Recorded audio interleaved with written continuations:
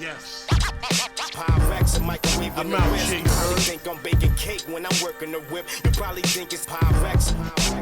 Whole lot of shots followed after I bust your snot box with this a rock bottle. Shoot the fair one, mono the clown. Welcome to Senior Basketball Analyst. We have a report from Adrian Wojnarowski. It's really hard to say his name. That Harrison Barnes was offered a 4-year, $64 million deal from the Golden State Warriors, and he subsequently turned it down. We're going to break down exactly who Harrison Barnes is, why Golden State would make this offer, and then why Harrison would go and then say thanks but no thanks, and negotiations would have to continue. First of all, Harrison Barnes is, for those of you that remember, 3 years ago when he was coming out of, or 4 years ago when he was coming out of high school, Harrison Barnes was was one of these guys that was a phenom. He's been highly touted since he was a kid. So, it was a big deal when Harrison Barnes, even when he was going to college, he was already a big deal before he hit the, adult amateur circuit and began playing in the NCAA. Harrison Barnes, because of this, Harrison Barnes has been in a lot of ways, people have said he's kind of a disappointment. And he certainly was a more celebrated player than Klay Thompson was. And Klay Thompson has obviously passed him and gone into, gone on to become a star player. And Harrison Barnes is basically just a cog in the machine. He's a guy that's barely a double figure scorer. That's really all he is. The reason, though, that Golden State would make this offer is because we know that the way players fit together, and you only have so many opportunities. And I'm not going to go into this. There's people digging into the statistics and saying, well, per 100 possessions, Harrison gets that. That's always silly. And the reason I say that it's silly is this. Basketball doesn't work the way that baseball does, right? In baseball, an individual is not very dependent upon his teammates. You can protect somebody in the lineup and give them some better opportunities, but for the most part, players either make plays in the field or they don't. They either make an error or they make the play. They either get a hit or they don't. And it's not really incumbent upon what type of plays people are running. There are very few plays that the coaches can call. The coaches can allow you to steal a base and give you the sign, and then you can steal it or not. But for the most part, a guy is going to steal bases if he can steal bases. If he can't, he won't, right? You can take a player in the NBA because of play calls, because of where he is in the lineup. We all know the famous story from the Pistons bad boys, where Mark Aguirre, who was this, get a bucket at any time, superstar caliber scorer, and he goes to the Pistons, and now he's delegated to a role where he's an emergency bucket guy. Like, we need a bucket, drop it down and let Mark Aguirre work in the high post. So a player we've seen it time and time again where a player is dependent upon what is going on with his teammates and what kind of plays are being called, and whether or not, and a lot of times, whether or not the coach likes you. So with Harrison Barnes, we know he would score more if he was on another team, but it's difficult to tell. It really is. And this is where you have to be able to evaluate your own talent as an organization. It's difficult to tell what Harrison Barnes would be able to do in a situation with more opportunities, because he doesn't get those opportunities. He has not played a lot recently with extended absences from Steph Curry or Klay Thompson. So he does not get a lot of, he doesn't get that many opportunities. We have seen where he can explode and blow up in a game. We've seen where weeks at a time he basically disappears and he's not scoring at all. And that's not his fault. That's the situation he's in. So Golden State makes him an offer, 4 years, $64 million,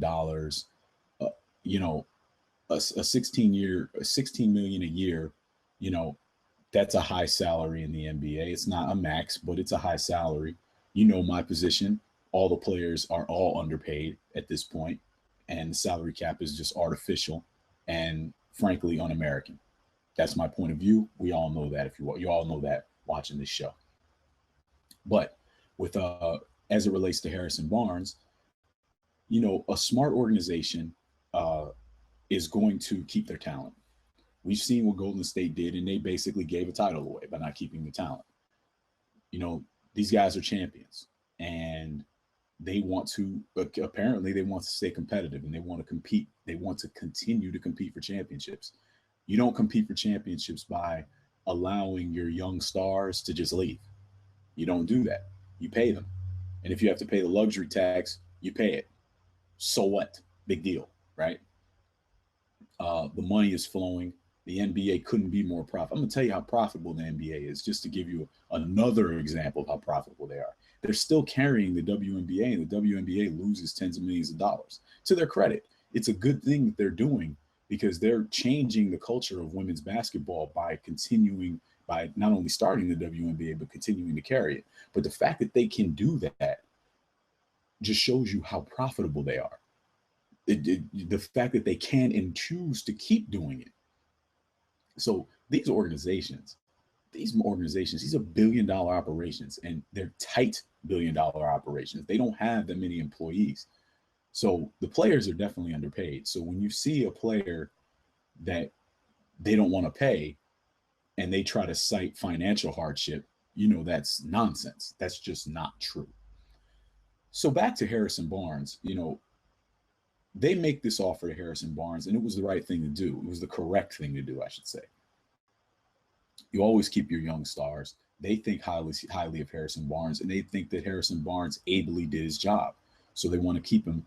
And you want to see Harrison continue to grow up with Steph Curry and Klay Thompson, as he has done, and Draymond Green. You want to see that and keep that nucleus together. Andre Iguodala is not going to be around forever as a break glass emergency player, or in case of emergency player. He's not going to be there. So this was definitely the right thing to do. What are they getting in Harrison Barnes? Harrison Barnes, he showed in the playoffs he's extremely accurate on those corner threes, and that's great for their spacing in terms of how they use him.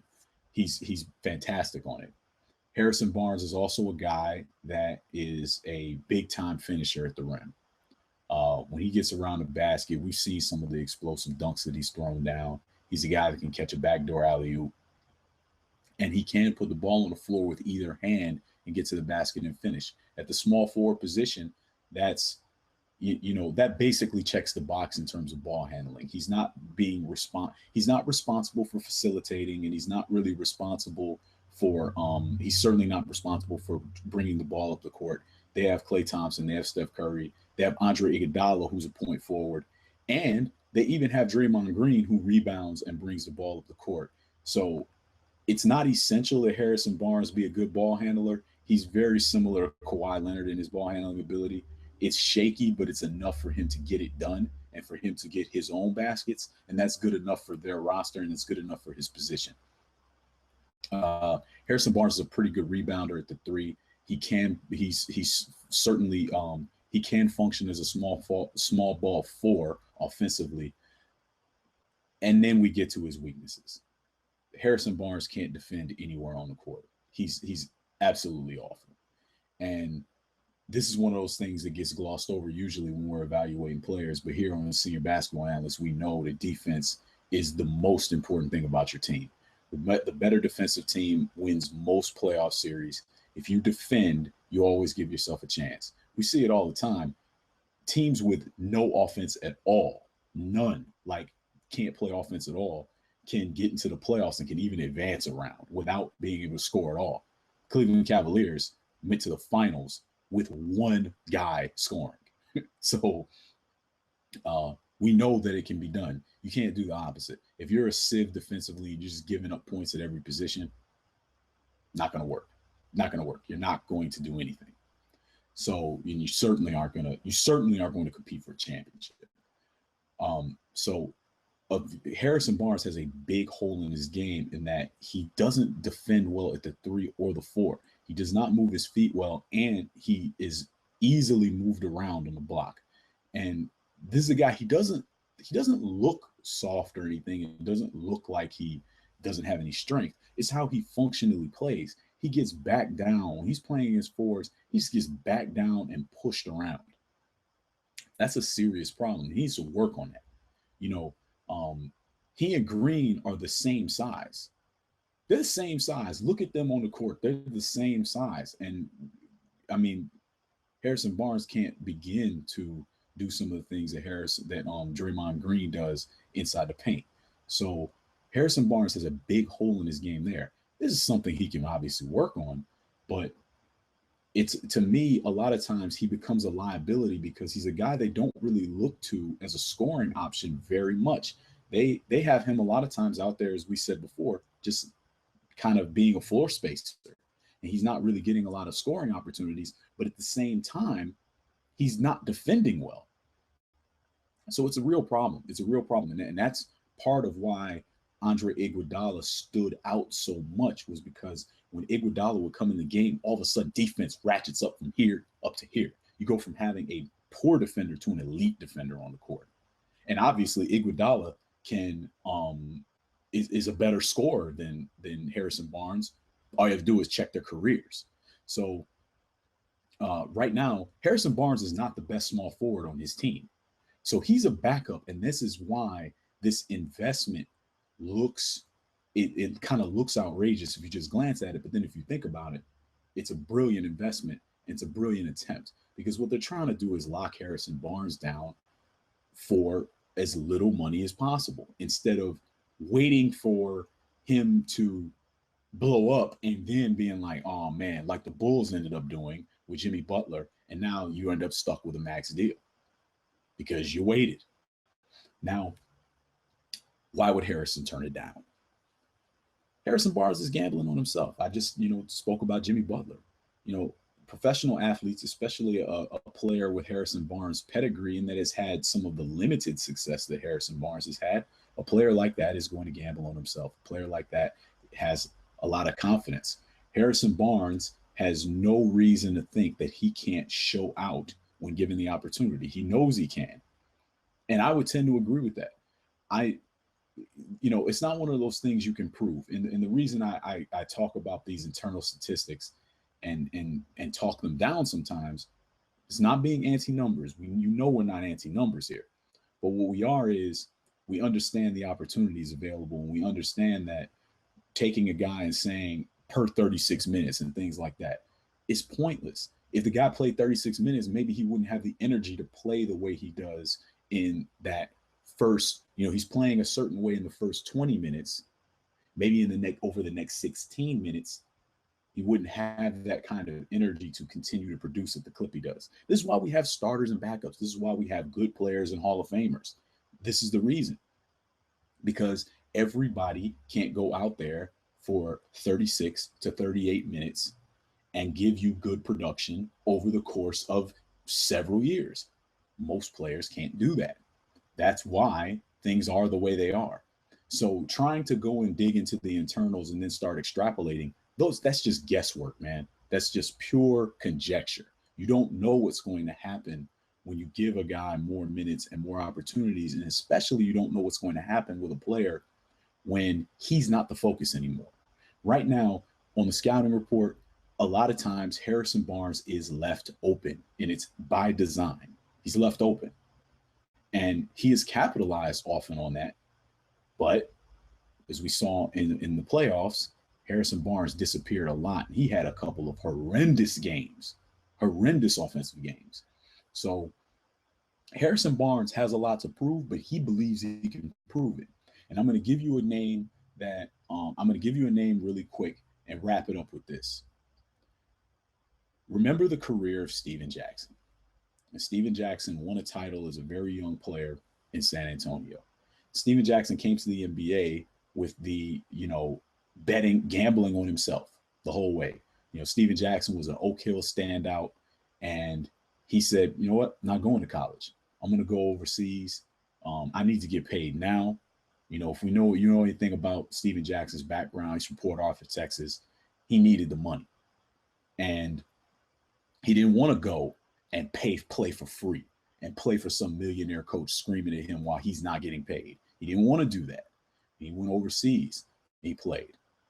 R.C. Buford and Greg Popovich found Steven Jackson, put him in a Spurs uniform. Steven Jackson showed out as a starting shooting guard. They won a title. They offered him some money. They offered him a nice contract. It would have been comfortable. He could have been the previous generation's Danny Green. But he said, no, I'm better than that. I don't need to be under the Greg Popovich umbrella. I can go and make my own way and be paid as a star player. So he goes to Atlanta on a one-year deal. He showed out, and then he got paid by the Indiana Pacers, and that's how he ended up as a Pacer. And, for those of you who are basketball fans, you remember those Pacer teams. Those were really good Pacer teams. Steven Jackson was a focal point. He was a featured player on those teams. Steven Jackson went on to become the starting shooting guard for the Charlotte Hornets in their only playoff appearance up to that point. Or, I'm sorry, man, those are really confusing. Charlotte Bobcats, my mistake, in their only playoff appearance. So, those were the Steven Jackson, Gerald Wallace teams. So Harrison Barnes is looking at examples like that and saying, hey, I can be like Jimmy Butler. I can be like Steven Jackson. I'm going to bet on myself.